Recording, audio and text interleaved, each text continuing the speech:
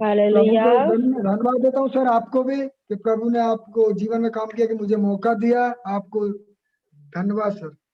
हैं सारी आशीषों के लिए। खुदावन इस सुंदर समय के लिए भी आपका धन्यवाद देते हैं कि आप हम सभी को यहाँ पे एक मंच पे एकत्रित किए। तब परमेश्वर आज जो कुछ भी यहाँ मुझे लोगों से बात करना है, जो कुछ बातचीत करनी है, जो सिखाना है पिता परमेश्वर, वो मैं नहीं परंतु मुझ में आप होके बोलिए पिता परमेश्वर। अपनी आत्मा का दुगुना अभिषेक दीजिए ताकि मैं अच्छे तरह से पिता परमेश्वर इस वचन को लोगों के सामने में बांट सकूं। जितने लोग उपस्थित हैं और जितने लोग किसी कारणवश नहीं आ पाए हैं, प्यारे प्रभु जी आप उन्हें भी ऐसा मन दीजिए कि वो यहाँ पे मीटिंग में ज्वाइन हो सके और अधिक से अधिक पिता परमेश्वर आशीषित होने वाले हो सके। सारी बातों के लिए आपका धन्यवाद देते हुए विनती उद्धारकर्ता प्रभु यीशु मसीह के पवित्र और मीठे नाम से मांगते हैं, दया करके सुनिए और कबूल कीजिए, आमीन। एक बार आप सबों को फिर से जय मसीह की। आज का जो मेरा विषय है वो है ज्ञान, और इस समय हम एक बाइबल से वचन देख लेंगे जो कि पाया जाता है होशे 4 और उसका 6वां वचन।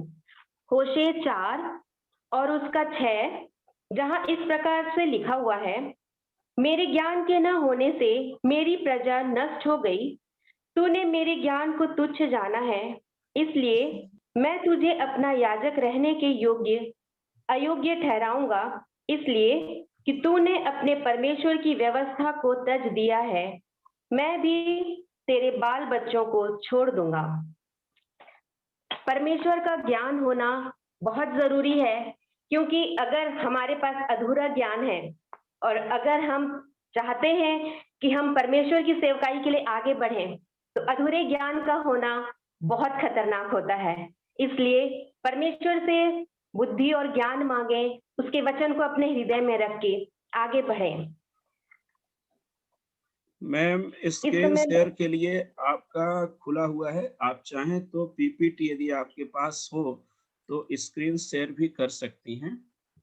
जी जरूर, thank you sir, thank you so much.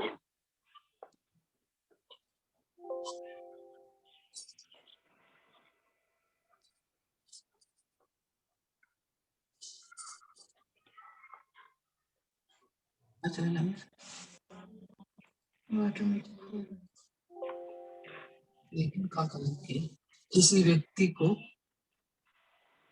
किसी व्यक्ति को यदि विश्वास में लाना है, आज हम लोग जिस चीज के लिए यहाँ जुड़े हुए हैं इस जूम मीटिंग के माध्यम से, वो है रेप्लिकेशन का ट्रेनिंग प्रोग्राम, है ना। और इसमें हम वचन प्रचार करते हैं। और आज मैं आप लोगों को ज्ञान के बारे में बताऊंगी कि यदि किसी व्यक्ति को विश्वास में लाना है, तो विश्वास में लाने के लिए हमें क्या करना होगा। यदि हम किसी के पास जाते हैं वचन प्रचार के लिए, जिस जगह में जाते हैं उस जगह में जाने से पहले हमें क्या करना होगा, तो सबसे पहला पॉइंट जो मैं आप लोगों को बताना चाहती हूँ वो है प्रार्थना। सबसे पहले हमें प्रार्थना करना है। हम घर में भी हमेशा ऐसा ही करते हैं कि यदि हम किसी जगह में जा रहे हैं, किसी अच्छे काम के लिए जा रहे हैं, चाहे वो हमारे बच्चों का एग्जाम हो या चाहे वो हम किसी अच्छी मीटिंग में जा रहे हो या कोई भी हमारे जीवन से जुड़ा हुआ कोई भी काम होता है, उस काम को करने से पहले हम हमेशा प्रार्थना करते हैं। और प्रार्थना से शुरुआत किया हुआ हर कार्य हमेशा सफल होता है। इसलिए सबसे पहले हमें प्रार्थना करना चाहिए उस जगह के लिए जहां हम वचन प्रचार करने जा रहे हैं। जिस जगह पे हम जा रहे हैं हमें पता नहीं है कि वहाँ क्या माहौल है, वहाँ के लोग किस स्थिति में हैं, वहाँ के लोगों के दिमाग में क्या चल रहा है, ये सब कुछ हमें नहीं मालूम। इसलिए सबसे पहले हमें उस जगह के लिए प्रार्थना करना है। दूसरा, हमें वचन श्रोताओं के लिए प्रार्थना करना है। हम जिन लोगों को वचन सुनाने जा रहे हैं, जिन लोगों को हम प्रभु के समीपता में लाने जा रहे हैं, हमें उन लोगों के लिए भी प्रार्थना करना है कि खुदा उन लोगों के मन को उपजाऊ भूमि बनाए, ताकि जब हम वहां पे जाएं, उनसे बातचीत करें, परमेश्वर का वचन हम उन्हें बताएं, तो वो वचन, वो बीज हम जो वहां बोते हैं, वो उनके हृदय में 60 गुना, 70 गुना और 100 गुना फल लाने वाला हो सके। और तीसरा जो हमारा प्रार्थना का विषय होना चाहिए, वो होना चाहिए सफलता के लिए। हम जिस उद्देश्य को लेके हम जा रहे हैं, जिस विषय के लिए हम प्रार्थना कर रहे हैं, जिन लोगों से हम मिल रहे हैं, जिन लोगों से मिलने के लिए हम समय निकाल रहे हैं, टाइम निकाल रहे हैं, हम बहुत सारे परीक्षाओं के बावजूद, हम बहुत सारे रुकावटों के बावजूद हम वहां जब पहुंच रहे हैं, तो हम यही चाहेंगे कि वो कार्य सफल हो। उस कार्य की सफलता के लिए प्रार्थना करें। उस कार्य को हमको सफल करना है और इसलिए भी प्रार्थना करना है कि खुदा हमारी इस मेहनत को, हमारे इस जो हमारा जो वचन प्रचार का जो जरिया है उसको सफल बनाए, और उसके लिए हमें प्रार्थना करना है। तो पहला जो हमने देखा कि वो प्रार्थना, किसी भी जगह में जाने से पहले सबसे पहले प्रार्थना कीजिए अपने परिवार के साथ। आप उपवास प्रार्थना में रहिए और वचन प्रचार में जाने से पहले संगति की भूख पैदा करना।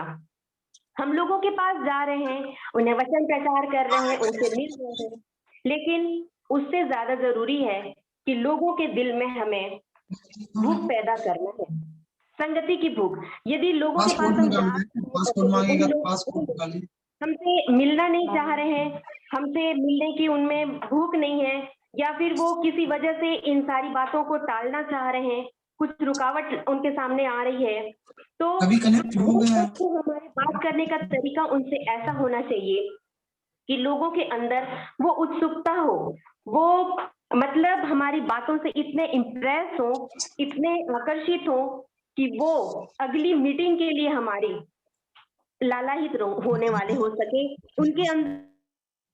यस मैम, आप अपने आप को अनम्यूट कर लीजिए, क्योंकि वॉइस आ रही थी इसलिए मैंने सभी को अनम्यूट कर दिया है। म्यूट कर दिया है।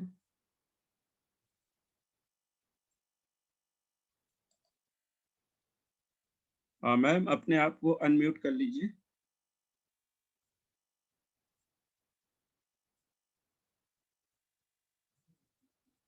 क्या मेरी आवाज आप तक पहुंच रही है?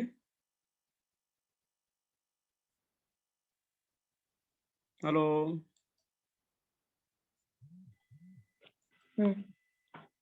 Yes yes. Yes ma'am, please continue.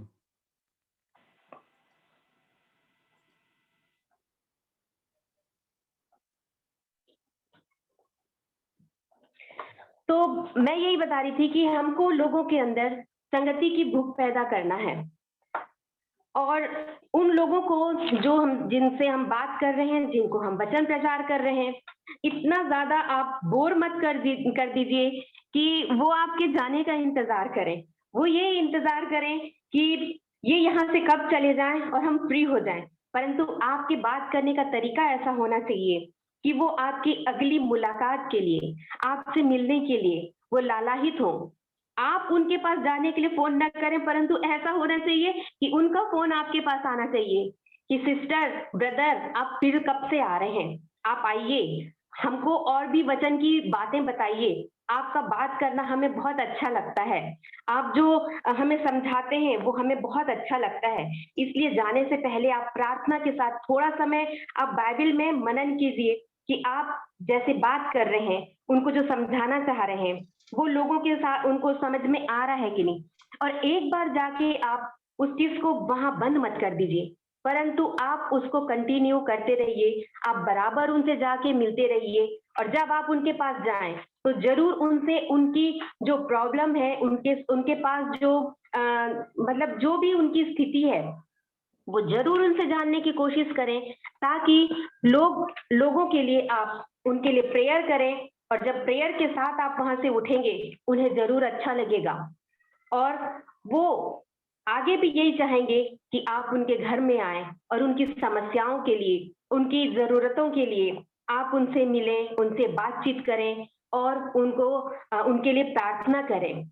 और आगे ये होगा कि जब आप उनसे ये सब चीज पूछेंगे और बातचीत करेंगे, तो उनके अंदर संगति की भूख पैदा होगी। और उससे होगा ये कि एक तो उनसे बातचीत करने के बाद आप उनकी स्थिति अच्छी तरह से समझ पाएंगे कि उनको किस लेवल का वचन प्रचार करना है, किस तरह का वचन प्रचार करना है, और और उनको आप उनकी स्थिति के अनुसार वचन प्रचार कर पाएंगे। तीसरा, बोलना और सुनना। कई बार हम जब बोलने जाते हैं, किसी को वचन प्रचार करने जाते हैं, माफ कीजिएगा, तो होता ये है कि हमको लगता है कि हम वचन प्रचार करने आए हैं तो हम ही बोले, और जिसको हम सुनाने गए हैं वो सुनता ही रहे, केवल सुनता रहे, और हमको बोलना है तो हम बोलते ही रहेंगे। लेकिन नहीं, ये हमारा बोलना गलत होगा। यदि हम किसी के पास वचन प्रचार के लिए गए हैं तो हमें उनकी सुनना भी है। तो करना ये होगा कि पहले आपको कम बोलना और ज्यादा सुनना होगा। अगर आप ज्यादा सुनेंगे तो अच्छी तरह से आप उनकी स्थिति को समझ सकते हैं, और यदि आप उनके जो प्रेजेंट सिचुएशन है उनके बारे में यदि वो आपसे शेयर करते हैं और अपनी स्थिति आपको बताते हैं, तो उसके बाद हो सकता है कि आप उनको एक अच्छा सुझाव दे सकते हैं। हो सकता है कि उससे रिलेटेड आपको बाइबल का कोई वचन याद आ जाए, उसके बाद आप उनको उस वचन से समझा सकते हैं। और उसके बाद आप उनको पहले आप उनकी सुन लीजिए और उसके बाद आप बोलिए। कई बार ऐसा होता है कि हम बोलते जाते हैं और बोल के जब हम वहां से चले जाते हैं तो फिर लोग आपस में ये बात करते हैं कि ये तो सिर्फ बोलते जाते हैं, हमारी तो सुनते नहीं, हमें ही सुना के चले जाते हैं। तो ये मत होने दीजिए, बल्कि पहले आप उनकी सुनिए और उसके बाद आप उन्हें वचन प्रचार कीजिए। हम वचन में भी देखते हैं, जैसे कि रोमी 10 और 17 में लिखा है, सो विश्वास सुनने से और सुनना मसीह के वचन से होता है। इसलिए सबसे पहले यदि हमें लोगों को विश्वास में लाना है तो सबसे पहले उनकी सुनना होगा, उन्हें सुन के उन्हें विश्वास दिलाना होगा कि हाँ हम आपके साथ हैं, और उन्हें वचन सुनाना होगा। वैसे ही देखते हैं हम याकूब 1:19 में, जहां इस प्रकार लिखा है, हे मेरे प्रिय भाइयों, यह बात तुम जानते हो, इसलिए हर एक मनुष्य सुनने के लिए तत्पर और बोलने में धीरा और क्रोध में धीमा हो। हमें सुनने के लिए तत्पर और बोलने में धीरा और क्रोध में धीमा होना चाहिए। हमें सुनना भी है, हमें बोलना भी है, और बोलने में मतलब कि हमें उतावलेपन से नहीं बोलना है, परंतु धीमे से और अपने क्रोध को अपने वश में रख के बोलना है। इसलिए हमें जब भी हम बोलते हैं लोगों के सामने, तो हमें बोलने से ज्यादा सुनना है, और सुन के फिर उसके बाद वचन प्रचार करना है, जिससे कि जो बातें हम उन्हें बोलने जा रहे हैं वो लोग अच्छी तरह से आपकी बातों को समझ सकें। चौथा है गवाही, टेस्टिमनी। हम जब लोगों से मिलने जाते हैं तो हमें सबसे पहले उन्हें अपनी गवाही बताना है। जरूरी नहीं है कि आपके जीवन में कोई आश्चर्य कर्म हुआ है, कोई चिन्ह, कोई चमत्कार आपके जीवन में हुए हैं, वही गवाही आप लोगों के सामने देते हैं। कई बार हम यदि किसी को बोलते हैं कि आप अपनी गवाही अब बता सकते हैं, तो कई लोग शर्माने लगते हैं, कई लोग संकोच करने लगते हैं कि हमारे जीवन में तो कोई गवाही ही नहीं है, हम क्या बताएं, हम लोगों को कैसे अपनी गवाही दें। या कई लोगों के जीवन में यदि कुछ अच्छा हुआ भी है, यदि ईश्वर ने कुछ उनके जीवन में गवाही दी भी है, तो भी हम शर्माते हैं कि इस चीज को मैं लोगों के सामने में कैसे बताऊं। लेकिन अगर हमारे पास गवाही का कोई विषय नहीं है, लेकिन आप प्रार्थना करते हैं ना, आप अपने घर में रोज दुआ करते हैं अपने परिवार के साथ, ये भी एक गवाही है। क्योंकि कई लोगों को ये मौका नहीं मिलता है प्यारों। कई लोग चाहते भी हैं कि हम कुछ समय प्रार्थना में बिताएं, वचन में बिताएं, कई बार हम संगति करना चाहते हैं, ये भी नहीं हो पाता है। लेकिन यदि खुदा ने हमको अपनी वचन के लिए चुना है, और यदि हमको प्रार्थना का समय दिया है, ये भी एक बहुत बड़ी गवाही होती है। हम ये गवाही भी हम लोगों के सामने रख सकते हैं कि हाँ, परमेश्वर ने हमें प्रार्थना का जीवन दिया है, हमने प्रार्थना की और हमारे सामने ये स्थितियां, पहले ये स्थिति थी और परमेश्वर ने उस स्थिति को कैसे बदल दिया, हम लोगों को ये गवाही दे सकते हैं। यदि सचमुच हमारे जीवन में कुछ ऐसा चमत्कार हुआ है, सचमुच कुछ ऐसी गवाही है और लोगों के सामने हम उसको देने से शर्माते हैं, तो हमें शर्माना नहीं है, परंतु हमें उस गवाही को लोगों के सामने देना है, जिससे कि लोग भी, यदि हो सकता है कि आप जिसके सामने आप अपनी गवाही दे रहे हैं उनके जीवन में इससे भी बड़ा कुछ हुआ हो, लेकिन वो भी शर्माते होंगे, लेकिन आपकी अपनी गवाही उनसे शेयर करने से ये होगा कि वो भी आगे के लिए जागरूक हो जाएंगे, उनमें भी हिम्मत आएगी कि जब ये भाई या ये बहन या ये प्रचारक महोदय या ये प्रचारिका, जब ये अपनी गवाही, जब ये बातें हमसे शेयर कर रहे हैं, जब हमें बता रहे हैं, जब ये नहीं शर्मा रहे हैं, तो हमें भी नहीं शर्माना है, परंतु हम भी अपनी गवाही दूसरों के सामने रखें, ताकि लोग उससे प्रभावित हों और उस गवाही से उनके जीवन में कार्य हो और लोग बचाए जाए। हमारी गवाही के द्वारा भी लोग बचाए जा सकते हैं। प्रेरितों के काम 1:8 में हम देखते हैं, परमेश्वर ने हमें गवाह बनाया है और इसलिए हमें गवाही देना है। परमेश्वर हमें गवाह के रूप में रखा है, तो हम जब तक अपनी गवाही लोगों के सामने नहीं बांटेंगे, लोग अपनी गवाही दूसरों के सामने कैसे बांटेंगे। हमें भी तो उनको आज हमारी स्थिति में लाना है ना, कि वो भी हमारी जगह पे आके जिनको हम प्रचार कर रहे हैं में आए। क्या आप नहीं चाहते हैं कि जिनको आप वचन प्रचार कर रहे हैं, जिनके सामने आप अपनी गवाही रख रहे हैं, क्या वो भी आने वाले दिनों में लोगों को अपनी गवाही दें और उनके जीवन से गवाही सुने। हमें भी उन लोगों को तैयार करना है। जैसे कि पिछले टाइम पे हम सुन रहे थे, जबकि हमारे एसपी सिंह सर बहुत ही अच्छे तरीके से हमें बता रहे थे कि कैसे हमें हमारे चरित्र को हम कैसे लोगों के सामने में प्रस्तुत करें, तो ये उसमें भी हमारी गवाही भी उसमें सम्मिलित होती है कि हम अपने गवाही को उनके सामने जब तक प्रस्तुत नहीं करेंगे, लोग गवाही देने के लिए तैयार नहीं होंगे। इसलिए हमें लोगों को तैयार करना है। देखिए यहाँ पे लिखा हुआ है प्रेरितों के काम 1 और 8 में, परंतु जब पवित्र आत्मा तुम पर आएगा तब तुम सामर्थ पाओगे और यरूशलेम और सारे यहूदिया और सामरिया में और पृथ्वी की छोर तक मेरे गवाह होंगे। हमें परमेश्वर ने चुन लिया है, तो हमें परमेश्वर के गवाह बनना है। हमें परमेश्वर के उस सच्ची गवाही को कि प्रभु यीशु ने हमारे लिए, हम पापियों के लिए कैसे अपने जीवन को कुर्बान किया, हम पापियों के लिए कैसे अपने आप को उस सूली पे, उस कलवरी के क्रूस पे बलिदान किया और हमारे पापों को लेके सलीब पे चढ़ गया। उस गवाही को हमें लोगों को देना है। ये बहुत बड़ी गवाही होती है। हमें गवाह बन के लोगों के सामने आना है। 5वीं बात, समझाना। हमें लोगों के पास जब जाना है, जब उनसे बातचीत करना है, हमारे समझाने का तरीका कैसे होता है। कई लोग कई बार बहुत कठोरता के साथ लोगों के सामने आते हैं, बहुत कड़े रूप से लोगों को समझाते हैं। हाँ, ये भी जरूरी होता है, लेकिन बार बार इस तरह से समझाना जरूरी नहीं है। सबसे पहली बात तो जब हम किसी के पास जा रहे हैं वचन प्रचार के लिए और जिन लोगों से मिल रहे हैं, हो सकता है वो एक नए विश्वासी हो जिनके पास आप जा रहे हैं, शायद वो पहली बार प्रभु यीशु मसीह के बारे में सुन रहे हैं। यदि आप उनके पास जा रहे हैं और यदि वो पहली बार मसीह के बारे में सुन रहे हैं, नए विश्वासी हैं, और यदि आप उन्हें एकदम पुराने नियम के बारे में, पुराने नियम की बातों को कि हाँ मूसा ने क्या किया या यहोशू ने क्या किया, ये सारी बातें, इब्राहिम और इसहाक की बातें आप बताएंगे, तो एकदम से ये सारी बातें उन्हें समझ में नहीं आएंगी और ना ही उन्हें एकदम से प्रकाशित वाक्य की बातें समझ में आएंगी।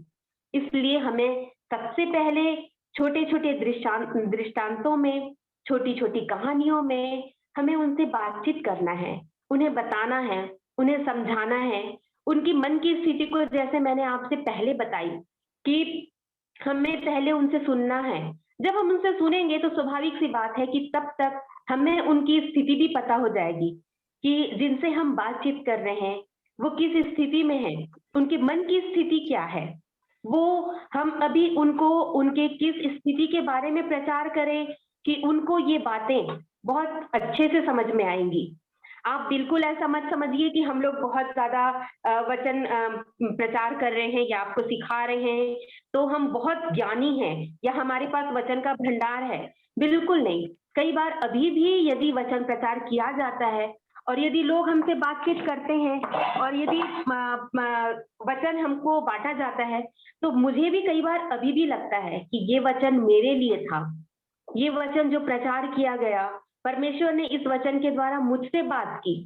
और कई बार हम इमोशनल हो जाते हैं, रोने लगते हैं कि सचमुच ये बातें हमें समझ में नहीं आ रही थी, परंतु अभी जब ये वचन को प्रचार किया गया, वचन से उस चीज को क्लियर किया गया, उस वचन को समझाया गया, तो वो वचन हमको बहुत अच्छे से समझ में आता है। हमारे साथ भी होता है कि कई बार बाइबल कई बार पढ़ लेने के बाद भी वो चीज समझ में नहीं आती, लेकिन अगर हमारी प्रेजेंट, हमारी तुरंत की स्थिति को समझकर अगर कोई वचन से समझा रहा है तो वो चीज हमें ज्यादा समझ में आती है। इसलिए अगर आप किसी से पहली बार मुलाकात कर रहे हैं, कोई नया विश्वासी है, तो उसको आप पुराने नियम की बातें और प्रकाशित वाक्य की बातें बताने से अच्छा है कि हम उन्हें दृष्टांत और कहानियों के माध्यम से बात करें।